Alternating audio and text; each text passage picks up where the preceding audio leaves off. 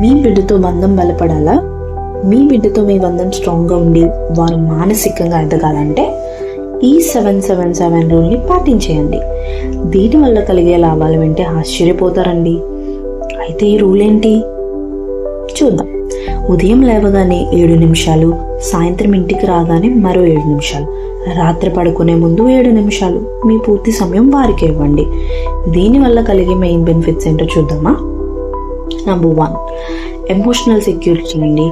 Emotional security అనేది పేరెంటింగ్లో చాలా important. చాలామంది పిల్లలకి వాళ్ళ పేరెంట్స్ నుంచి ఇది ఉండదేమో అని ఇన్ఫీరియర్ ఫీల్ అవుతారు. ఈ 777 రూల్ని పాటించడం వల్ల పిల్లలకు మీ మీద నమ్మకం, భద్రతా భావం పెరుగుతుంది. అలాగే నంబర్ 2, మంచి ప్రవర్తన. మీ అటెన్షన్ లభించడం వల్ల వారిలో కోపం, మొండితనం తగ్గుతాయి. అవునండి, మంచి ప్రవర్తన అనేది చాలా ఇంపార్టెంట్ కదా పేరెంటింగ్లో.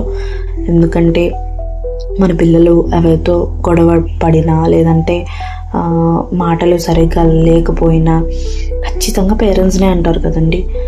వాళ్ళ పేరెంట్స్ వాళ్ళకి మంచి హ్యాబిట్స్ నేర్పించలేదు, మంచి ప్రవర్తన అలవర్చలేదు అని.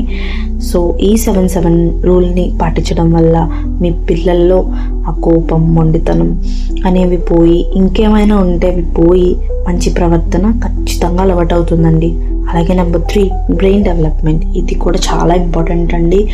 మీతో గడిపే ఈ క్వాలిటీ టైంలో వారు మెదడు ఎదుగుదలకు అలాగే తెలివితేటలకు ఎంతో మేలు చేస్తుందండి. ఎందుకంటే ఒకరు ఐడియాస్ ఒకరు షేర్ చేసుకోవడం, లేదంటే మీకు తెలిసింది వారికి చెప్పడం వల్ల వాళ్ళ బ్రెయిన్ అనేది చాలా షార్ప్గా పనిచేస్తుంది. అలాగే నెంబర్ 4, ఓపెన్ కమ్యూనికేషన్ అండి.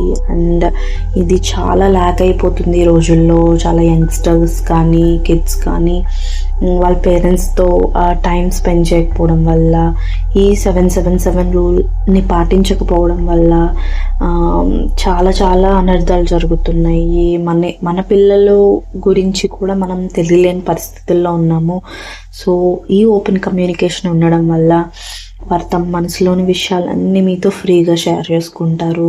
మిమ్మల్ని ఒక ఫ్రెండ్ లాగా ట్రీట్ చేస్తారు. ఇద్దరు మంచి ఫ్రెండ్స్ అయిపోతారు.